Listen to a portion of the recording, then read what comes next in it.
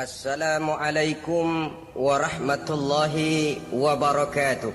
Waalaikumsalam warahmatullahi wabarakatuh. Bismillahirrahmanirrahim. Alhamdulillahi rabbil alamin.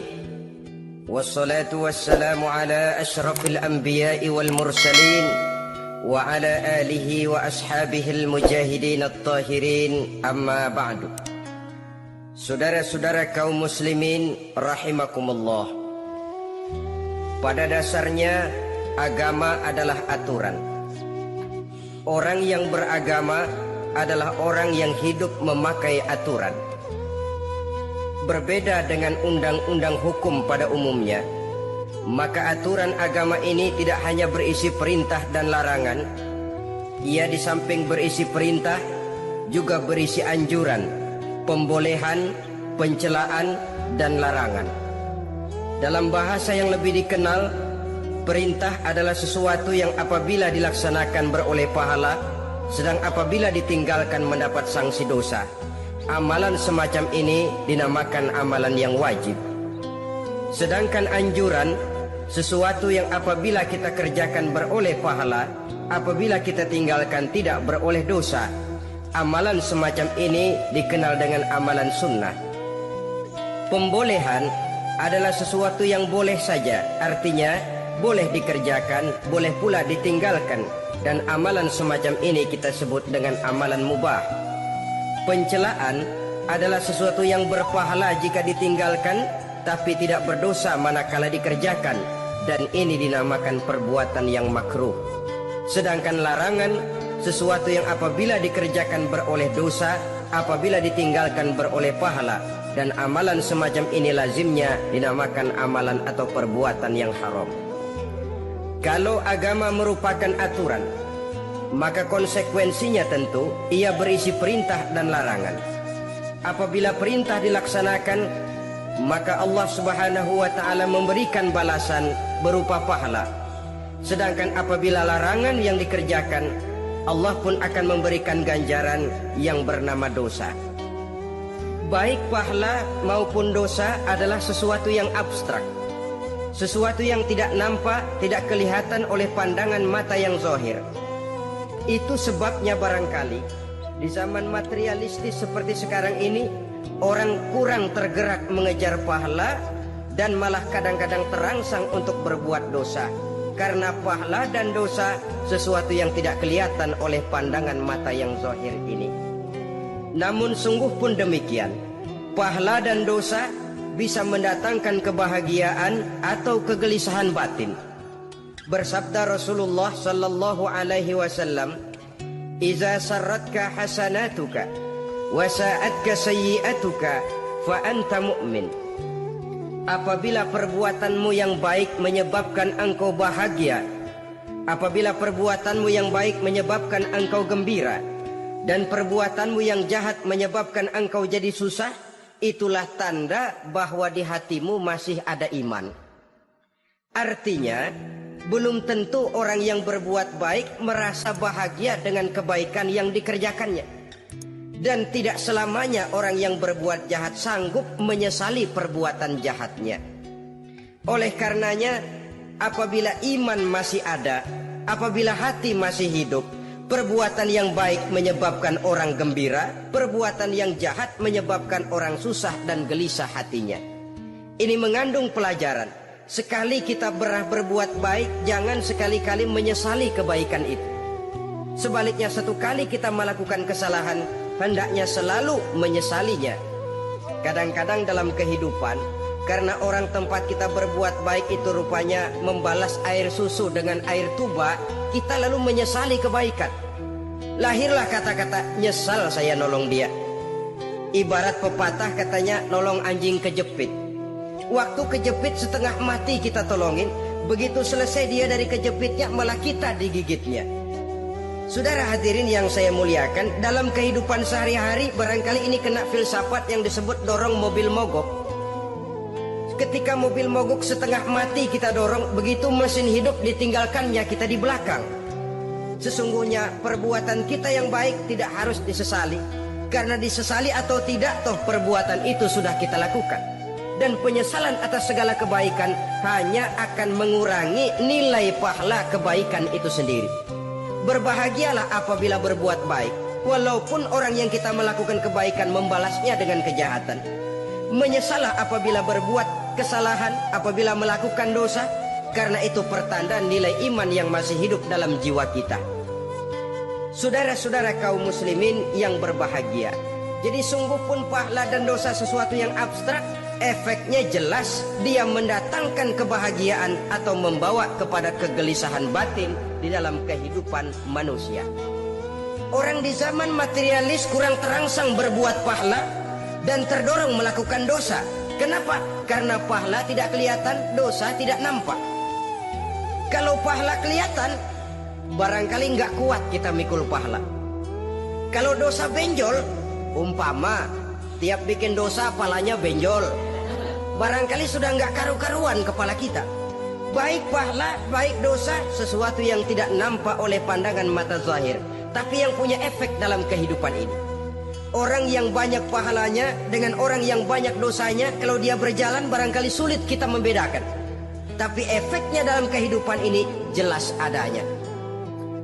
Sesuatu yang bernama pahala kita perlukan, karena hidup tidak berhenti hingga di sini. Sesuatu yang bernama dosa harus kita hindarkan, karena ada kelanjutan sesudah hidup yang sekarang ini. Kehidupan dari satu pertanggungan jawab. Itu sebabnya Imam Ghazali dalam bahasa yang indah sekali berpesan, "Jaddidis safinah fa innal bahra amiq, wa khuziz zad fa innas safara ba'id." Perbarui selalu kapalmu, rawat, jaga baik-baik, dandani kapalmu, fa innal bahra amiq, karena sesungguhnya lautan ini sangat dalam. Satu bahasa yang indah dari tamsil terhadap kehidupan. Perbaiki kapalmu karena lautan ini sangat dalam.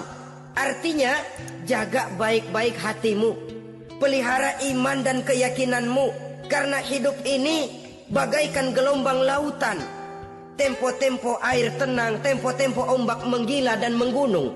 Jaga iman baik-baik karena hidup penuh dengan cobaan dan ujian. Itu maksudnya. Wa khuzizat fa inna safara ba'id, dan bawa bekal yang banyak karena perjalanan hidup ini sangat panjang. Perjalanan ini sangat jauh. Kita kalau pergi keluar kota tentu saja membawa bekal. Makin jauh kota yang akan kita tuju, makin banyak bekal yang harus kita bawa. Alangkah sengsaranya manusia apabila dia akan pergi ke satu kota yang jauh, modalnya cuma nekat. Bagaimana nanti di sana sajalah, tidak membawa bekal sebagaimana yang sewajarnya. Hal yang semacam ini senangnya sih belum tentu, keblangsak dan susahnya sudah kebayang. Itu dalam kehidupan di dunia ini. Bagaimana kalau sudah bicara tentang kehidupan yang akan datang? Karena sesungguhnya hidup ini merupakan satu perjalanan yang sangat panjang. Sejak kita tinggal di alam arwah, pada saat jasad belum lagi diciptakan Allah, ruh sudah diciptakannya lebih dahulu. Sampai kemudian kita pindah ke alam rahim, alam kandungan ibu, untuk kemudian berpindah kepada kehidupan dunia. Dari dunia ini kita pindah ke alam barzakh. Di sana tinggal kita 100 tahun mungkin, 100.000 tahun mungkin, 1 juta tahun mungkin, menunggu saat datangnya kiamat. Lalu dari alam barzakh pindah kita ke alam akhirat. Satu perjalanan yang sangat panjang.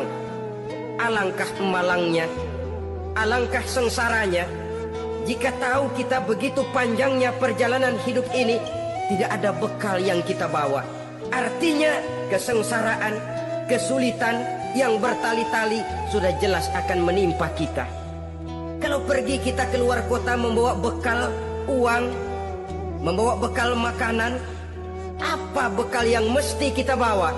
Apabila kita kembali ke alam barzakh, kembali ke alam kubur, berkumpul di padang mahsyar di akhirat nanti, nasi yang mau kita bawa, uang yang mau kita bawa, tentu tidak lagi.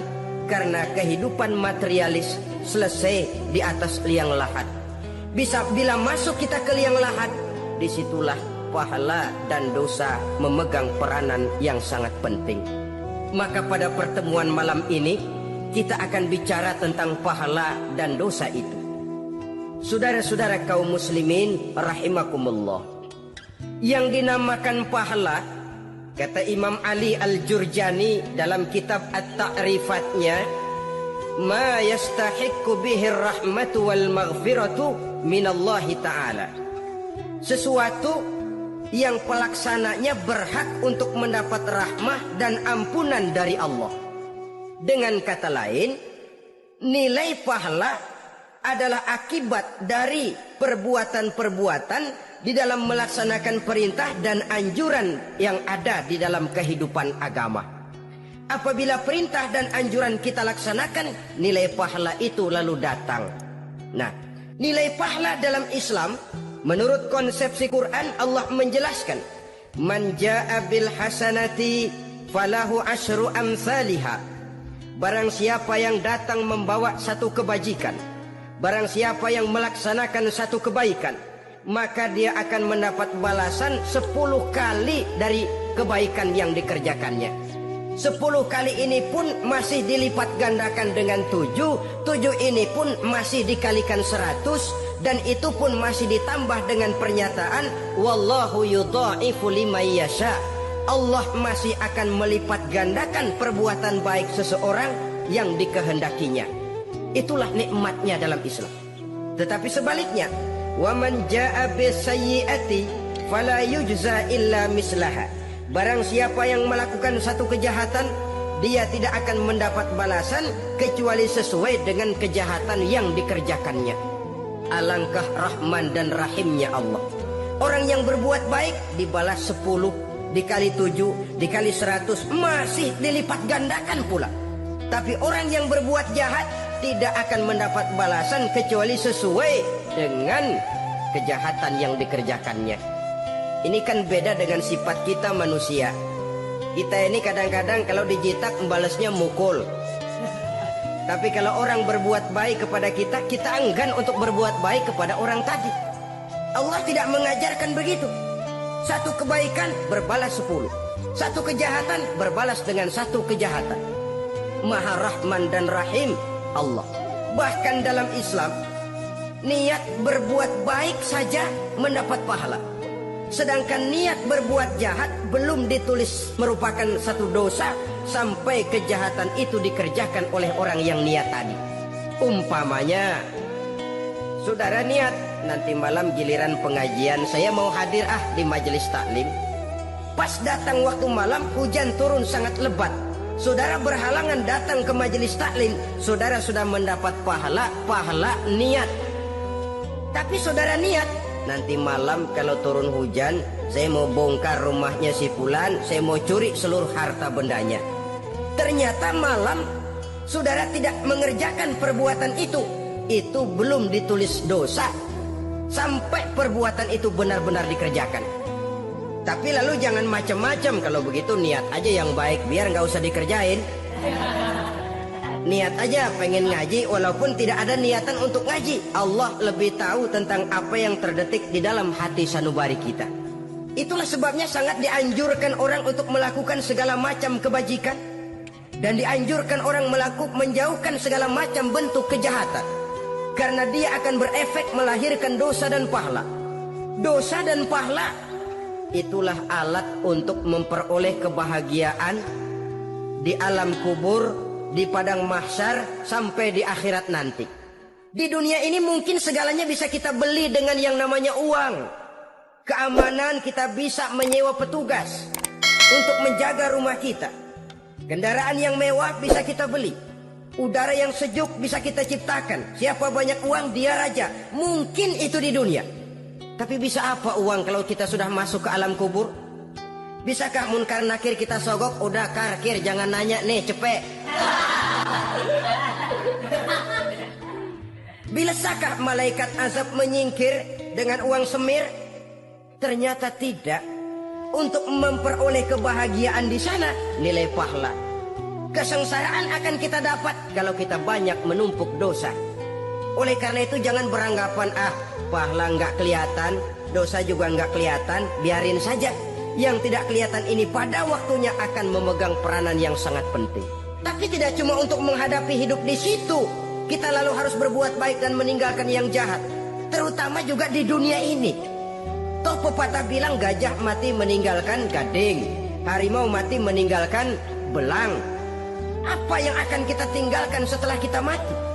Kita ingin jasad kita boleh hancur terkubur tanah, tapi nama kita ingin hidup terus, dikenang orang 100, 1000, bahkan 1.000.000 tahun yang akan datang. Ditulis orang dengan tinta emas dalam sejarah, tercatat kita sebagai orang baik-baik. Saudara-saudara kaum muslimin rahimakumullah. Lalu perbuatan apa yang bisa mendatangkan pahala itu? Saudara-saudara, semua perbuatan yang diperintah dan dianjurkan oleh Allah, yang dikerjakan dengan ikhlas hanya untuk mencapai ridho Allah, mendatangkan pahala. Kadang-kadang menurut pendapat kita remeh, tapi nilainya di sisi Allah besar. Itu pahala. Menghitung pahala itu hak prerogatif Allah. Perbuatan yang ringan Allah mau berikan ganjaran yang besar, itu urusan Allah. Misalnya kata Nabi, la tahqiranna minal ma'rufi syai'an. Jangan kamu menganggap remeh perbuatan baik walaupun kecil. Jangan merasa sulit melakukan perbuatan yang mengandung pahala. Bertemu dengan teman, muka kita cerah, berpahala. Menyingkirkan duri di jalanan, berpahala. Menolong orang yang sesat, memberitahu orang yang bertanya, berpahala. Tidak sulit kalau kita mau. Yang diperintah dan dianjurkan oleh agama, itu perbuatan yang mengandung nilai-nilai pahala. Masalahnya cuma tinggal mau atau tidak, dan dikerjakan dengan ikhlas. Bertemu teman, mukanya cerah, pahala. Menyingkirkan duri di jalanan, pahala. Sedekah, pahala. Tidak berupa perbuatan, bisa berupa ucapan. Misalnya bersolawat, pahala. Bertasbih dan bertahmid, pahala. Kata Nabi, kalimatani khafifatani 'alal lisan, saqilatani fil mizan. Ada 2 kalimat yang enteng di lidah tapi berat di timbangan akhirat nanti. Apa itu? Subhanallah walhamdulillah. Itu kan amalan yang ringan, perbuatan yang mudah saja, tapi nilainya demikian besar dalam pandangan Allah. Jadi pendeknya, perbuatan yang bernilai pahala adalah perintah dan anjuran agama yang dilaksanakan dengan ikhlas semata-mata untuk mencapai ridho Allah, itu mengandung pahala. Niat dasarnya itu harus karena Allah, landasannya harus karena ikhlas. Bukan cuma sekedar basa-basi, tidak karena ingin dipuji orang, tidak karena mengharap tanda jasa, tapi ikhlas semata-mata. Dari perbuatan yang paling kecil dan mudah sekali sampai kepada amalan-amalan yang besar dan memerlukan biaya yang besar, seperti melaksanakan ibadah haji, seperti jihad fi sabilillah, membangun masjid, membangun pondok-pondok pesantren, membangun pusat-pusat kesehatan, membangun jalan-jalan umum, termasuk menjaga keamanan. Jangan dikira loh, siskamling umpamanya, menjaga keamanan kampung tidak berpahala. Kalau diniatkan ibadah, menjaga ketenangan warga supaya mereka tekun ibadah, ikhlas karena Allah, itu juga bernilai ibadah. Keluar kita dari rumah, pergi pagi, pulang sore, peras keringat, banting tulang cari nafkah buat menghidupi anak istri kita. Kalau diniatkan ibadah, melaksanakan kewajiban sebagai kepala rumah tangga, membantu orang tua sebagai anak, itu juga perbuatan-perbuatan yang mengandung pahala. Yang terbaik sesuai dengan bidang kehidupan kita. Ada orang yang dinamakan abid, ahli ibadah, pahala yang paling baik bagi dia banyak-banyak tahajud, sembahyang malam, wirid, zikir, tasbih. Ada yang dinamakan orang alim, pahala yang paling baik buat orang macam ini mengajar, menyebarkan ilmu, mendakwahkan Islam. Ada yang disebut wali, pejabat pemerintah, petugas. Amalan pahala yang paling baik buat orang semacam ini melayani masyarakat, bekerja di bidangnya sesuai dengan profesinya. Saudara hadirin yang saya hormati, jadi dengan demikian perbuatan-perbuatan yang mengandung nilai-nilai pahala ini bisa perbuatan yang menurut kita kecil namun punya nilai besar. Apalagi perbuatan besar dengan biaya yang besar, tentu makin besar juga pahala yang disediakan oleh Allah Subhanahu wa ta'ala. Oleh karenanya, kalau kita bercermin dari ayat Quran, hidup ini kesempatan untuk berbuat baik. Huwallazi khalaqal mauta wal hayata liyabluwakum ayyukum ahsanu amala. Dialah Allah Tuhan yang telah memberikan hidup dan mati kepadamu untuk menguji kamu siapa di antara kamu yang paling baik amal perbuatannya. Jadi tidak saya rinci, tapi cukuplah satu penjelasan global. Perbuatan yang berpahala adalah perbuatan melaksanakan perintah Allah atau anjuran Allah dengan dasar ikhlas, dengan tujuan untuk mencapai ridho Allah semata-mata. Lalu apa perbuatan yang mengakibatkan dosa itu? Saudara-saudara, dosa lahir akibat melakukan larangan Allah atau mengerjakan yang dicelaknya. Nah, para ulama ada yang membagi dosa itu menjadi dua bagian. Ada dosa-dosa kecil, ada dosa-dosa besar. Tetapi sebenarnya ditinjau dari segi hakikatnya, kalau sudah melakukan satu kesalahan yang mengakibatkan dosa, jangan dilihat besar dan kecilnya, tapi kepada siapa dosa itu kita kerjakan.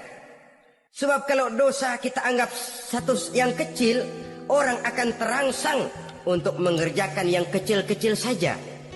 Sehingga dengan demikian, yang kecil pun akan menjadi besar kalau ditumpuk-tumpuk. Sedangkan yang besar bisa saja menjadi kecil kalau selalu diiringi dengan permohonan ampun kepada Allah. Itu sebabnya para ulama sufi, orang-orang tasawuf mengatakan, la saghair ma'al istimrar wala kabair ma'al istighfar.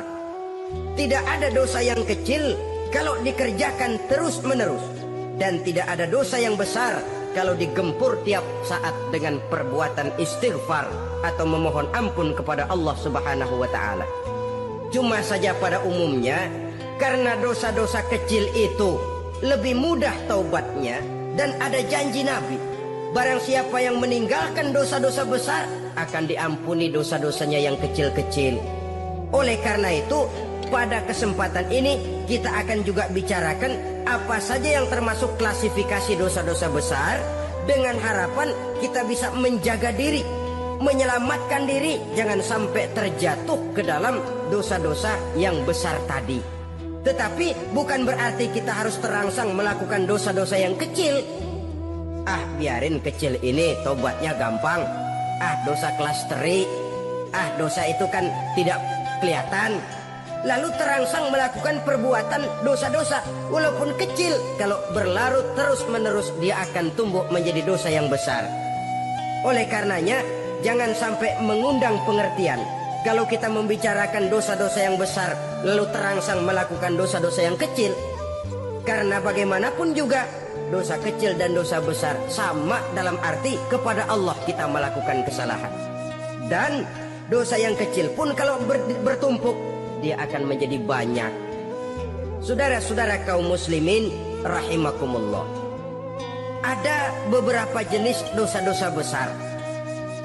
Jenis yang pertama, asyirku billah, syirik atau menyekutukan Allah.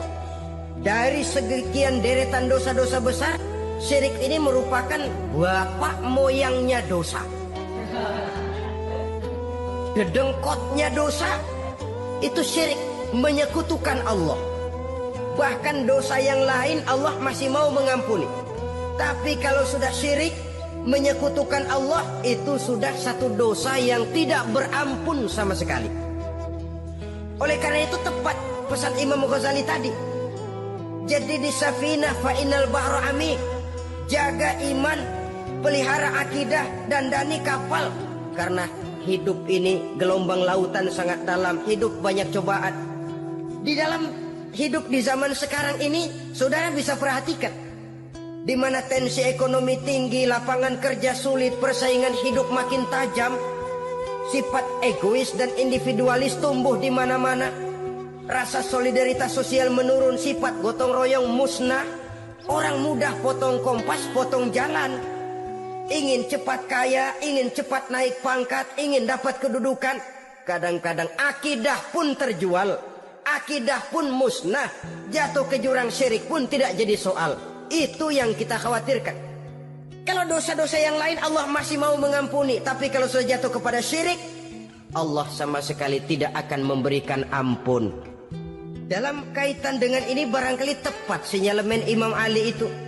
Andai kata kemiskinan merupakan satu kepribadian, saya akan membunuhnya lebih dahulu. Artinya memang kemiskinan ini sering mendorong orang kepada jurang kemusyrikan.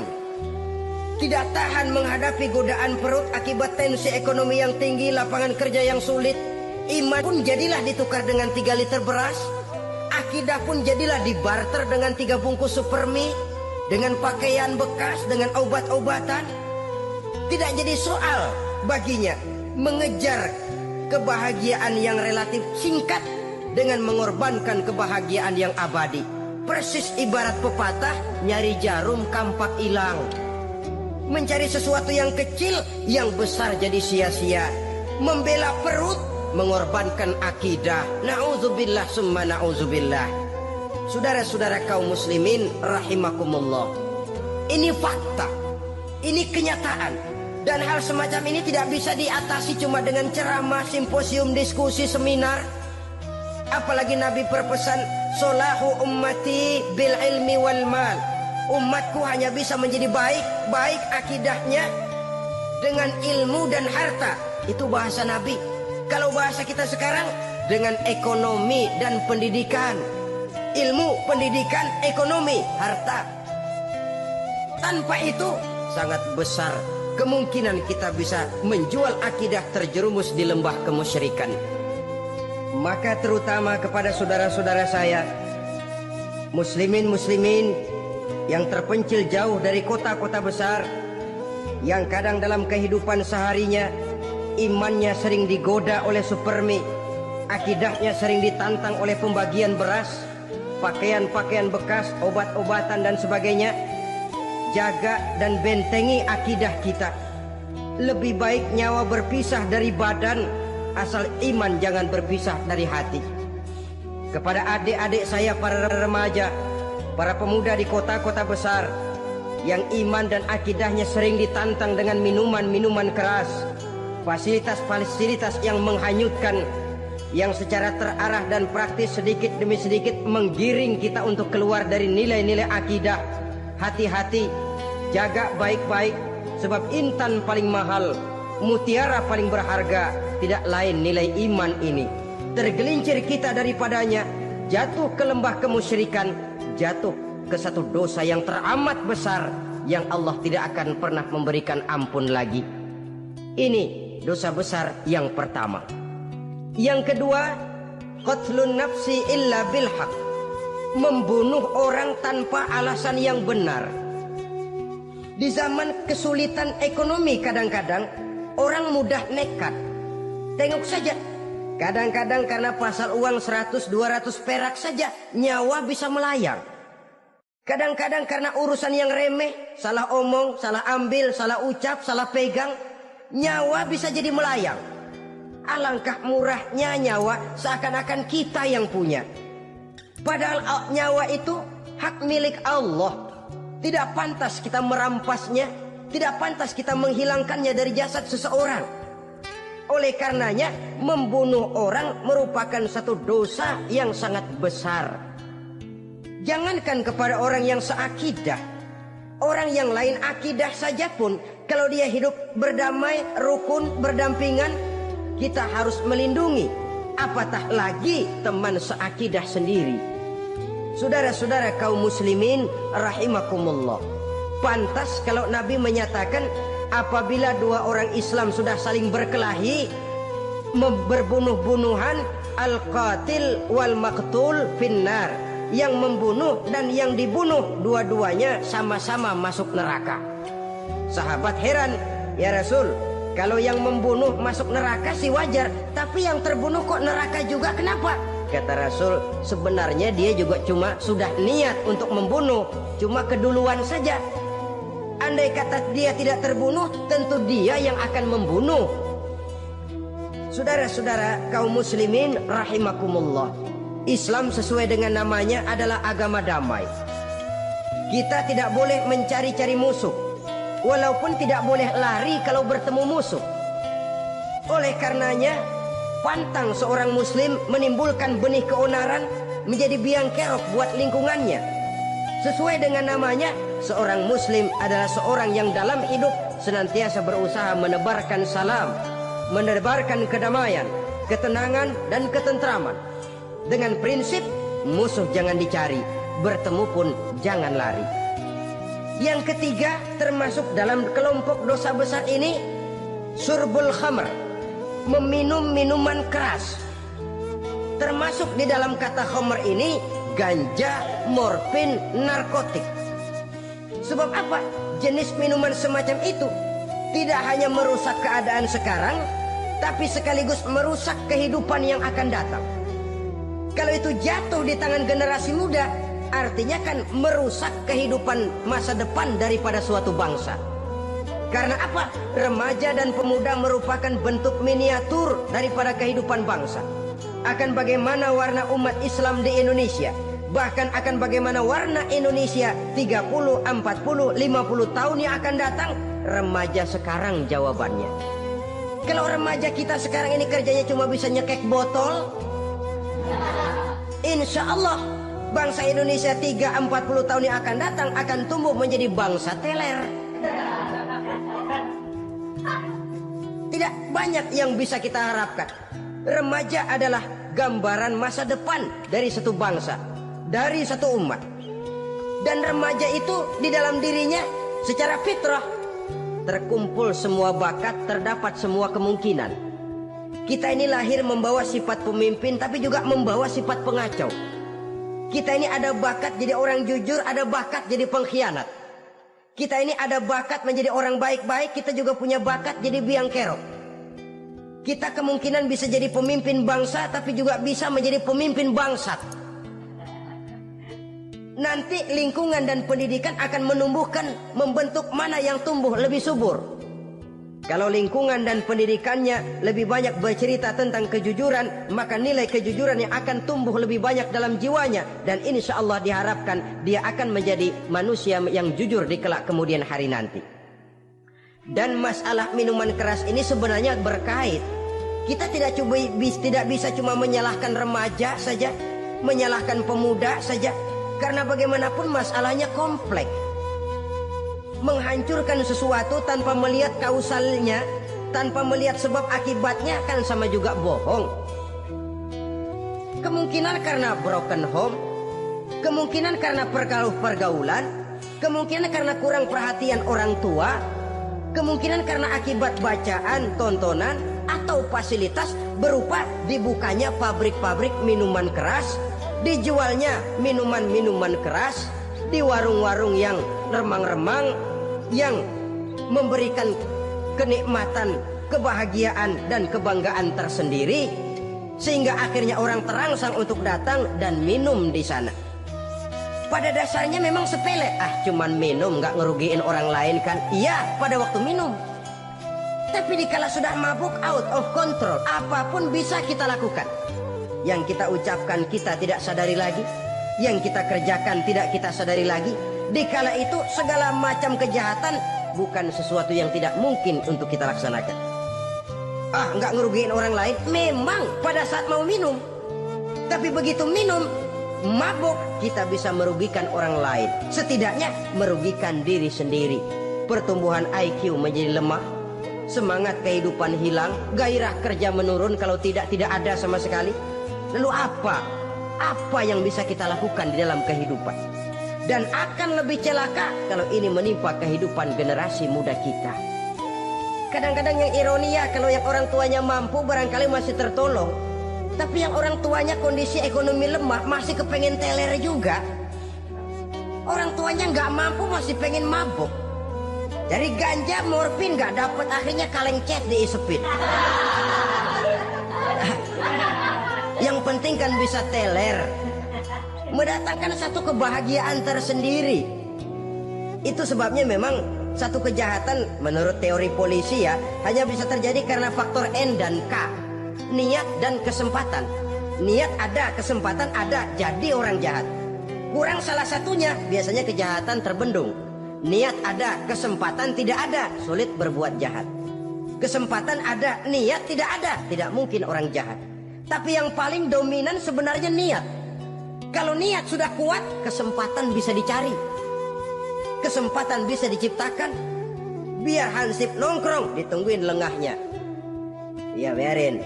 Jam 11 sampai jam 2. Matanya melotot. Jam 3 dia mulai ngulet, ngempet. Nah, di saat itu saya masuk ke rumahnya. Kalau niat kuat, kesempatan bisa diciptakan. Dan kalau sudah niat, ini masalah hati. Kalau sudah masalah hati, menyangkut soal moral.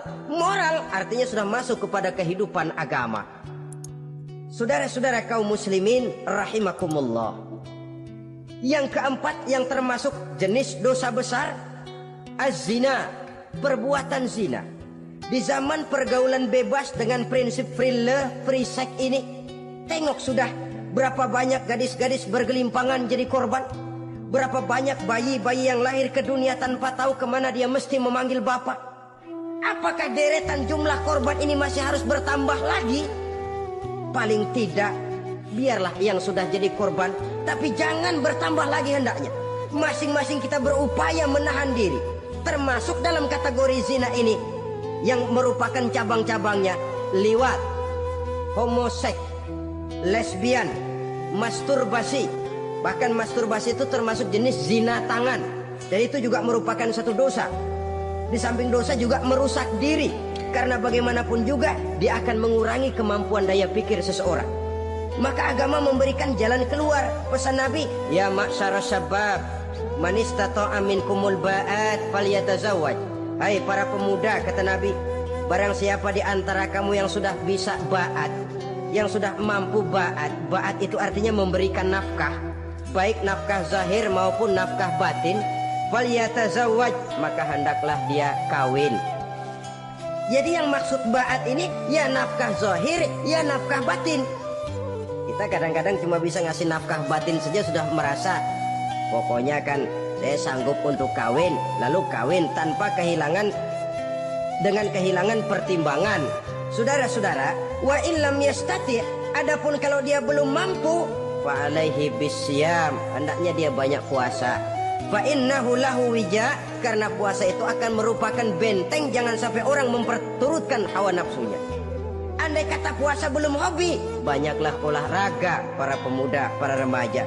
Karena dengan olahraga, pemikiran untuk memperturutkan hawa nafsu agak sedikit terkendali dan energi tersalurkan dalam bentuk yang positif. Pendeknya kreatif, banyak kegiatan.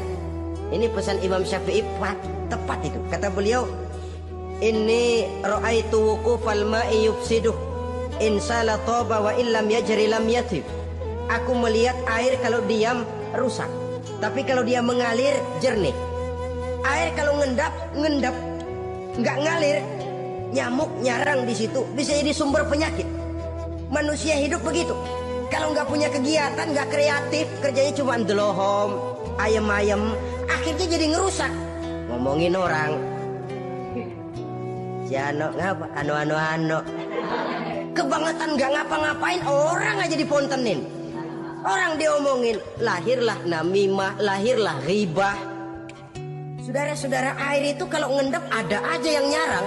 Tapi kalau dia ngalir, orang ada kesibukan, insya Allah dia tidak akan jatuh kepada sesuatu yang bisa mengundang dosa. Isilah waktu dengan hal-hal yang bermanfaat. Karena hidup ini singkat dan tidak berjalan mundur ke belakang. Mundur hancur, berhenti diinjak orang. Sekali melangkah, jangan surut mundur ke belakang. Homoseks, terlepas dari penyakit kejiwaan. Sekarang ini kan sudah ada persatuan kaum gay katanya, meminta perlakuan yang sama dan agar dibolehkan kawin sesama mereka. Secara manusiawi boleh, secara manusiawi kita hargai mereka.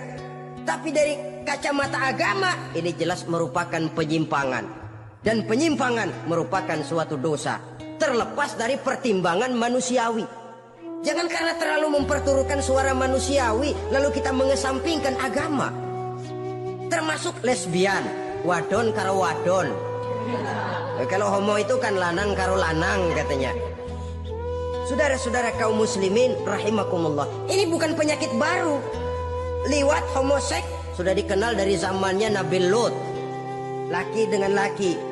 Lesbian dari zaman istrinya Nabi Lut. terlepas dari penyakit kejiwaan, dari segi agama, ini merupakan penyimpangan dan merupakan dosa yang besar. Yang kelima, yang termasuk jajaran dosa kelas kakap, qazful mu'minina wal mu'minat, menuduh orang mukmin yang baik-baik, laki atau perempuan, melakukan perbuatan zina sehingga hancur namanya di masyarakat. Ini merupakan satu perbuatan dosa yang sangat besar dan sangat dimurkai oleh Allah. Saudara-saudara kaum muslimin rahimakumullah.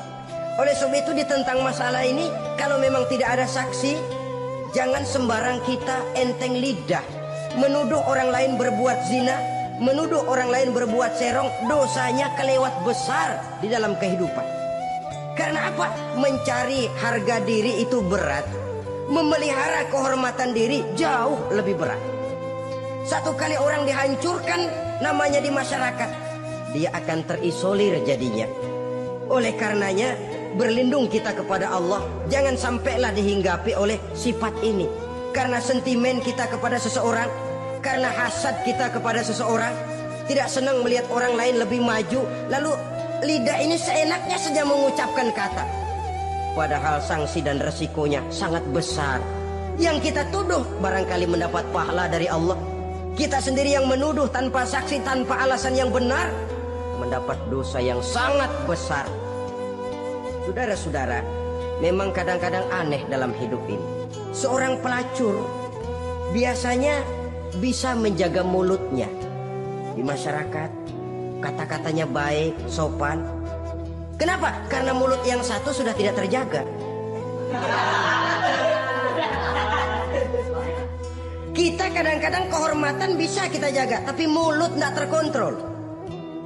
Ngomong saenake dhewe, bikin orang mangkel, kesal, fitnah sana, fitnah sini, menghancurkan nama baik orang, ngomongin yang macam-macam.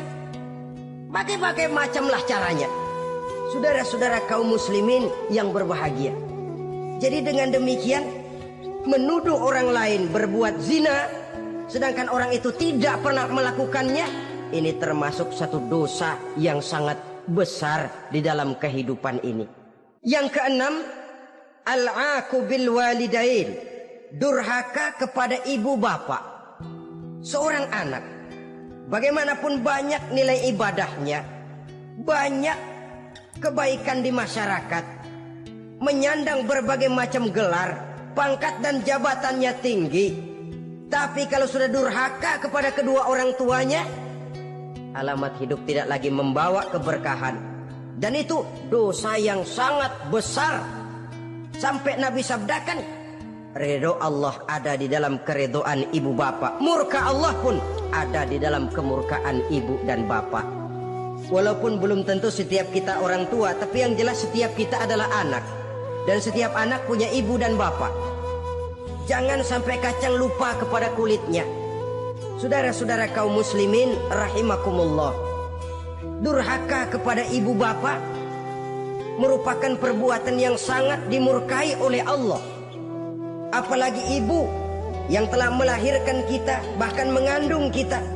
Begitu juga bapak yang telah berusaha peras keringat banting tulang untuk mengasuh membesarkan kita. Tidak ada perbuatan baik yang kita lakukan untuk bisa menebus kebaikan daripada ibu dan bapak kita. Setidaknya kalau belum bisa berbuat baik kepadanya, kepada keduanya, janganlah menyakiti hati keduanya. Itu saja dulu yang harus dijaga. Kadang-kadang sudah berbuat baik enggak, nyakitin melulu. Sudah nyenangin belum bisa, saban sehari nyakitin saja. Padahal kedua orang tua itu doanya manjur, sebagaimana sumpahnya juga bisa jadi kenyataan, dan sering bahkan menjadi kenyataan. Sampai ibu bapak sudah wafat, sudah meninggal sekalipun, kewajiban berbakti masih harus terus dilakukan oleh seorang anak.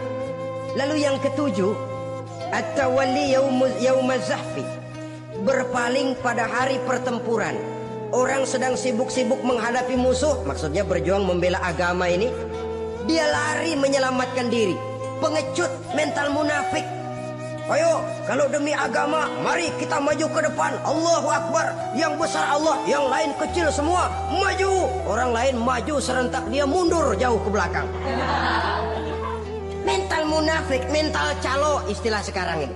Oh itu calo, mental calo. Tuhan gedek banget itu. Coba ya, calo itu paling sibuk nyuruh penumpang naik.